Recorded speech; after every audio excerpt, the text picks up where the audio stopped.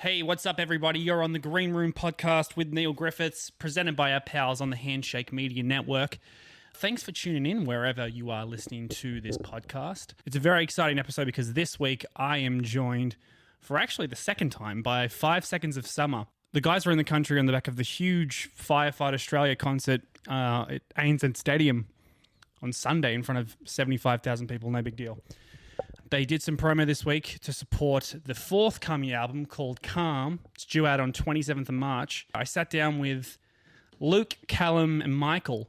Ashton was going to do the interview, but then he had to go sign some CDs at the last minute. So, would have been good to talk to Ashton. But actually, we do need to give a special shout out to EMI because earlier this week, I was lucky enough to go aboard a very fancy yacht with about 15 people, including Five Sauce, to hear some of these new songs. Tracks that obviously haven't been released publicly yet. I know we've had a couple with Teeth and Easier and No Shame, but there's a couple ones on there, and the guys were introing these ones on the boat and just giving a bit of backstory to them. And for people who loved Youngblood, obviously that was a big step in a new direction for Five Sauce.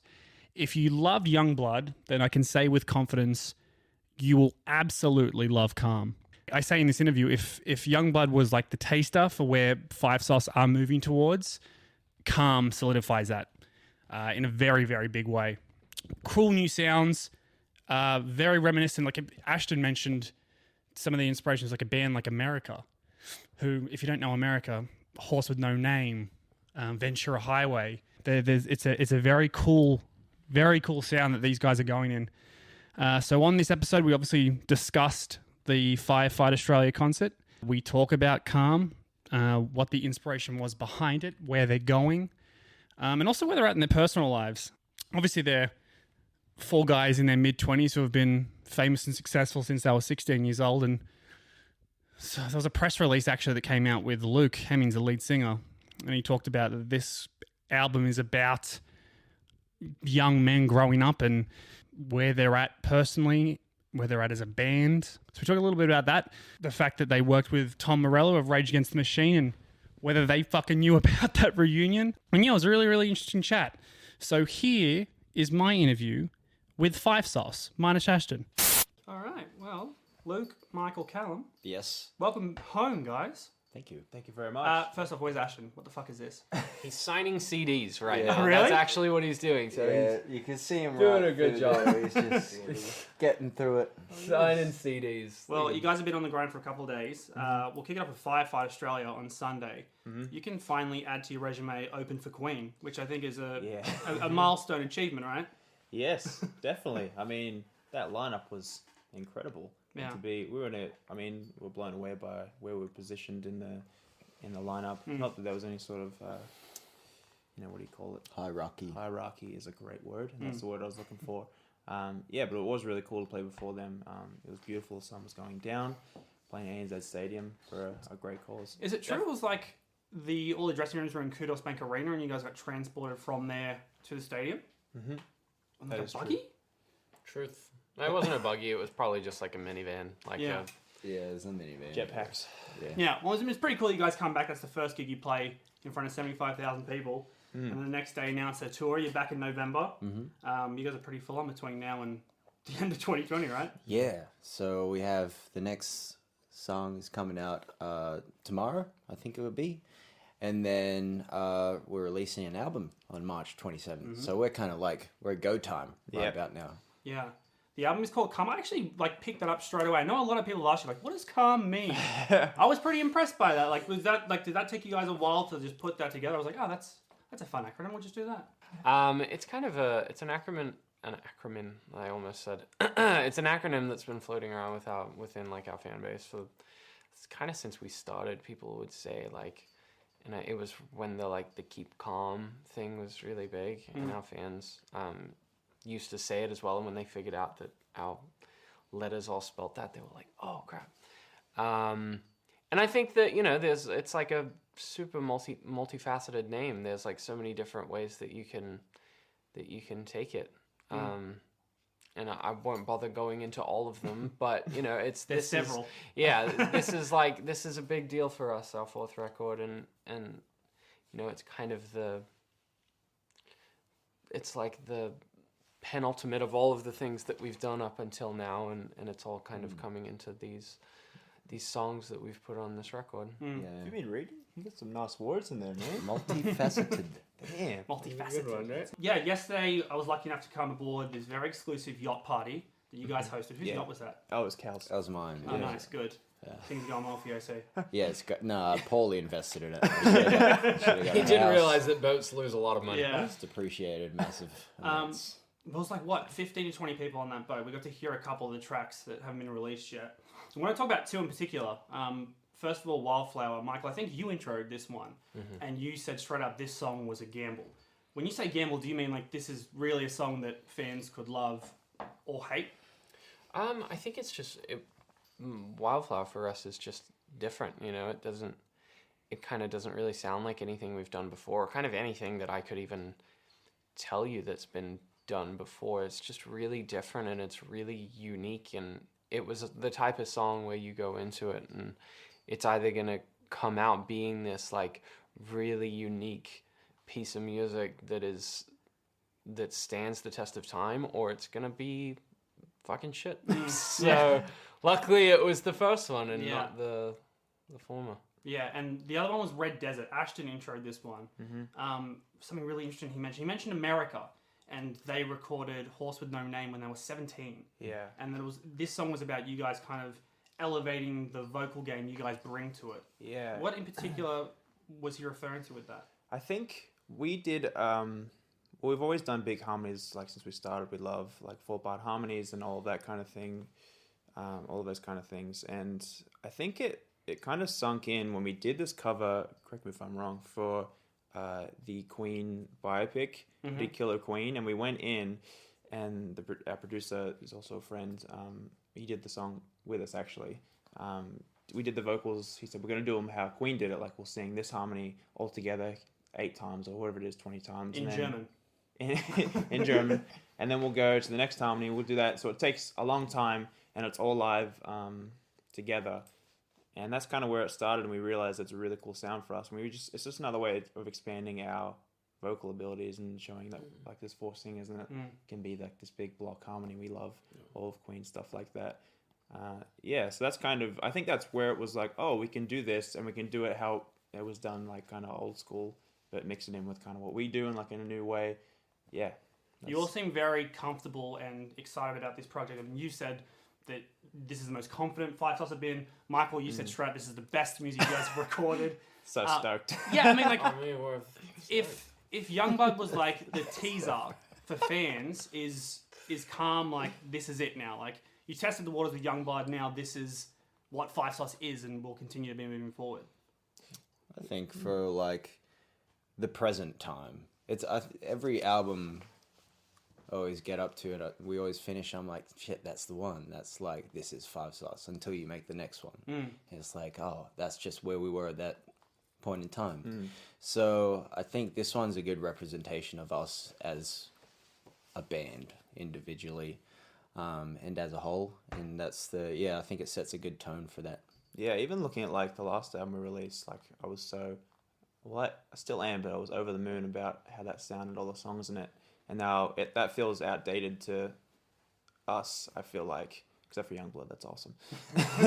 But like it feels a little bit like, I don't know, like you just kind of move on pretty quickly when you're a songwriter. I feel like you just will, like even songs we've released off this album, I don't relate to as much as the ones that are going to come out, if that makes sense. Even though I still love them, it's like you keep progressing and moving forward. And even Wildflower is like something we'd never would have done before. And like Red Desert is like we're trying to do Queen and Eagles and like all this kind of stuff. So you kind of just keep progressing and you'll feel more. And this one at the moment we feel the most comfortable like standing in those shoes. You said, I think in the presser for this album, you mentioned that this is a personal album for you guys as individuals, as a band. And you mentioned like as young men being in your 20s. Like I've just turned 29 and I'm at that age where people around me and like that I went to high school with, shit has changed in a massive way. Whether it's the guy who was getting naked at house parties is now the kid with 4 babies. Like, how drastically has your life changed being in your 20s? And again, being so successful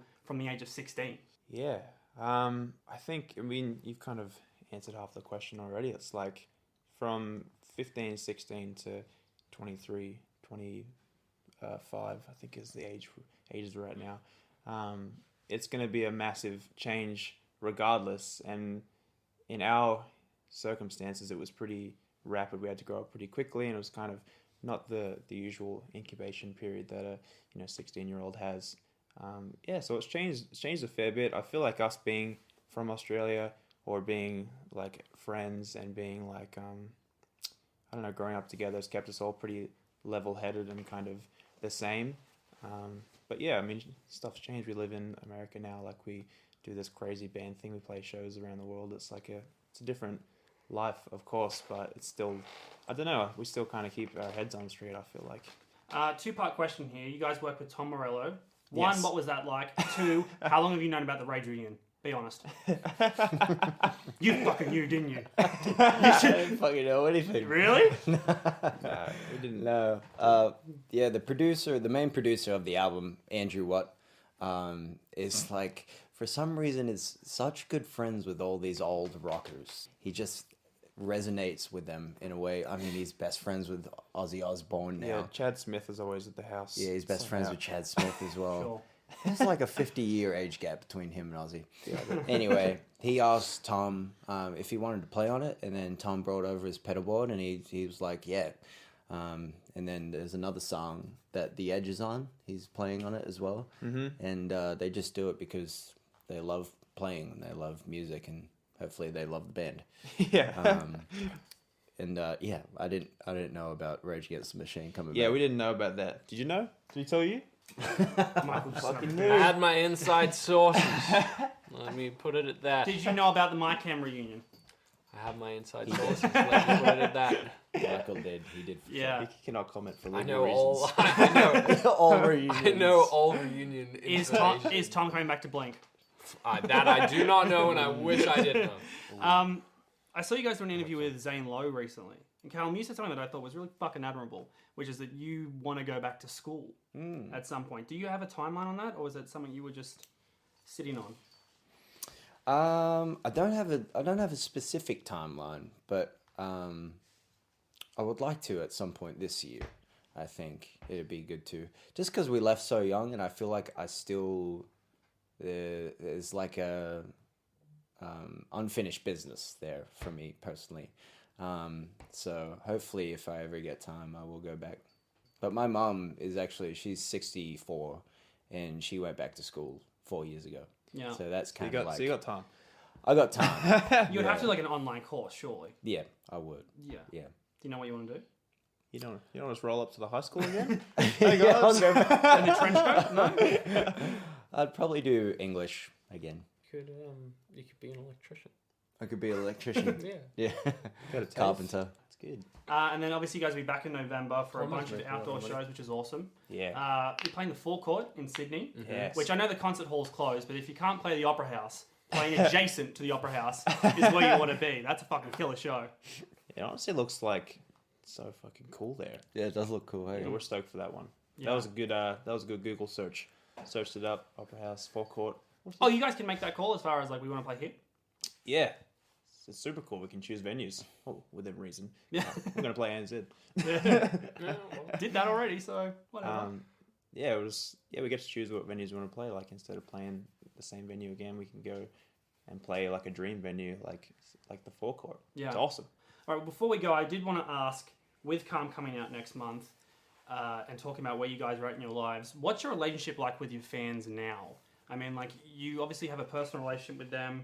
It's obviously ongoing and evolving. Like, I know, Luke, you tweeted something the other day about people need to be more aware of what goes on with mental health, with the way you interact with fans, with the way they interact with you. How do you see that progressing? I feel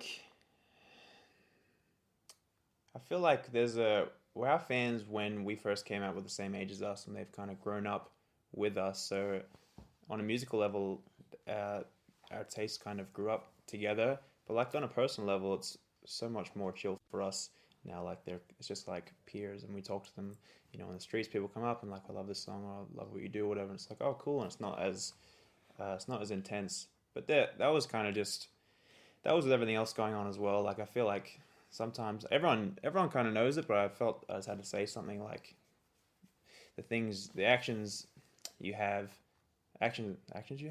what you do and like what you say online and whatnot can affect people whether they say anything back or not. And I think that's really important with, you know, some events that happen like with Carolyn and that kind of stuff. It's happened like for years and years, and nothing really ever happens or changes. And if I can say something to, I don't know, clear up any sort of, I don't know, just to have a voice in that kind of area is really important, I feel like, and be like, this is an issue. And if anyone like can be like, oh, okay, maybe I said something, or maybe I did something that affected someone's mental health like that, then maybe, I don't know, it would make it easier for people. Well, guys, I think we can leave it there. Michael, last words. I know you're the biggest advocate about Calm being the greatest music you guys have produced. Where will Calm sit in the Five Sauce legacy? Dude, it's just the best album of all time. That's just the problem. Yes, I don't even know where I'd put it because there's no place higher. Nah, it's still, I think it's gonna be a lot of our fans' favorite album, and it really is. And coming from a Five Sauce expert such as me, I'm a Five Sauce connoisseur.